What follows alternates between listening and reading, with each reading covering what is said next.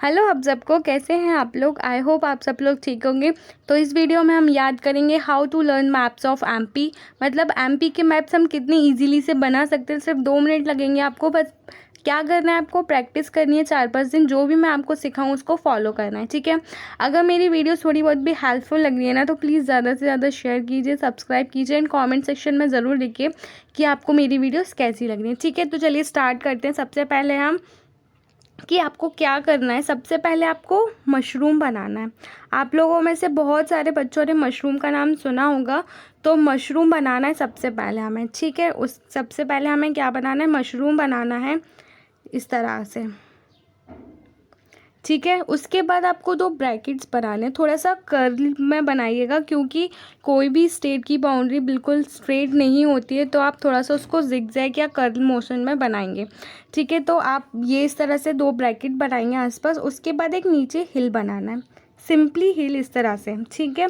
उसके बाद क्या करना है, आपको ये वाले जो ब्रैकेट्स हैं इनको मिलाना है हमें इससे, ठीक है। थोड़ा सा कर्ली बनाएंगे तो इजीली मैप बन जाएगा, ठीक है। कितना सिंपल है।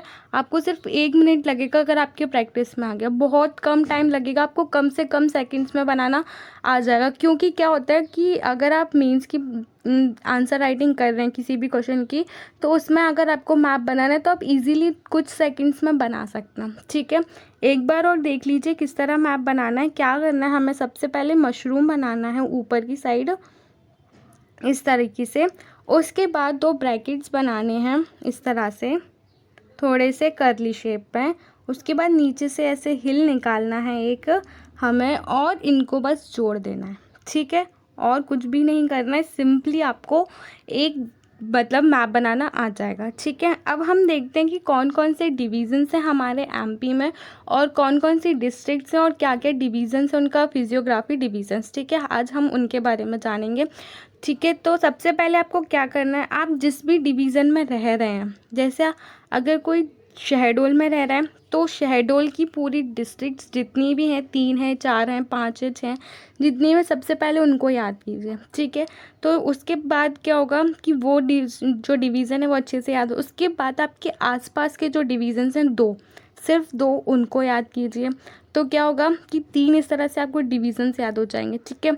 उसके बाद आपको कोई भी फेमस चीज़ है या कोई भी मतलब प्लेस है आपकी फेवरेट है, तो उसका डिवीज़न याद कीजिए। जैसे किसी किसी का ग्वालियर या इंदौर में कोई जगह है बहुत ज़्यादा फेमस, या भोपाल में कोई जगह है, तो आप सबसे पहले उस जगह के मतलब उस डिवीज़न को याद कीजिए, ठीक है। इस तरह से आपके 4-5 हो जाएंगे।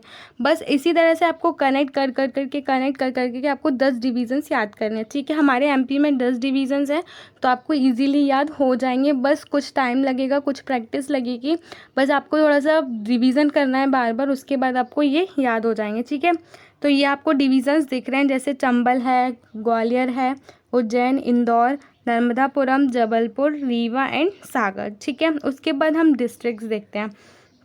जिस तरह आप डिवीज़न्स याद करेंगे उसी तरह से आपको डिस्ट्रिक्ट्स भी याद होती जाएंगी। जैसे मैंने बोला कि जैसे मैं रहती हूँ ग्वालियर डिवीज़न में, तो ग्वालियर डिवीज़न में जो जो डिस्ट्रिक्ट्स आती हैं मैं सबसे पहले उनको याद करूँगी।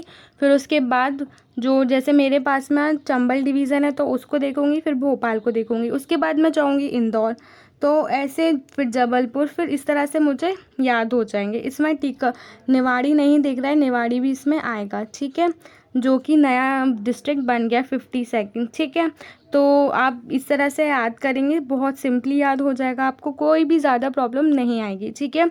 उसके बाद हमें क्या देखना है, physical divisions of MP. MP का फिजिकल डिवीज़न, तो आपको पता होगा कि एमपी का मेनली 3 डिवीजन्स हैं, उसके बाद आगे और डिवीज़न है। तो मेनली 3 कौन कौन से हैं, central highland, Satpura Maikal range, eastern plateau and Baghelkhand plateau, ठीक है।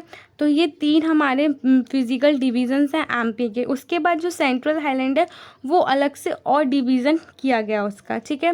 तो जैसे कि central India plateau, Bundelkhand plateau, Rewa Panna plateau, Malwa plateau and Narmada Son plateau. इसमें आप सबसे पहले ये देखिए कि इसमें एक और चीज़ जो याद करने की है कि नॉर्दर्न मोस्ट डिस्ट्रिक्ट कौन सी है, उसके बाद ईस्टर्न मोस्ट, वेस्टर्न मोस्ट कौन सी है एंड सदर्न मोस्ट कौन सी है, ठीक है।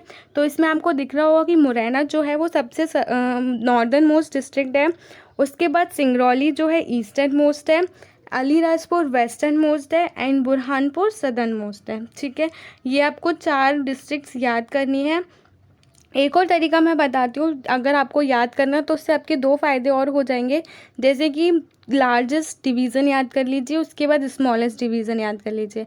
जैसे मैंने बताया कि आपको कि जिस डिवीज़न में आप रह रहे हैं पहले उसके और उसके आसपास के 2, देन उसके बाद क्या करेंगे कि आप सबसे जो लास्ट डिवीज़न है, अगर वो आपका डिवीज़न है तो इट्स ओके, अगर नहीं है तो आप लार्जेस्ट डिवीज़न याद कर लीजिए। उसके बाद स्मॉलेस्ट डिवीज़न, फिर लार्जेस्ट डिस्ट्रिक्ट और स्मॉलेस्ट डिस्ट्रिक्ट। इससे क्या होगा कि आपकी 2 चीज़ें याद हो जाएंगी, डिवीजन्स भी और लार्जेस्ट स्मॉलेस्ट, जो कि हमारे प्रीलिम्स में कभी कभी पूछ लिए जाते हैं या मेंस में भी कभी कभी पूछे गए हैं। जैसे कि 5 लार्जेस्ट डिस्ट्रिक्ट्स के नाम बताइए, तो एरिया वाइज, पॉपुलेशन वाइज, इस तरह से आप उनको कनेक्ट करके याद करेंगे तो मे बी आपको ईजिली याद हो जाएगा और आपको बहुत टाइम तक याद रहेगा, ठीक है।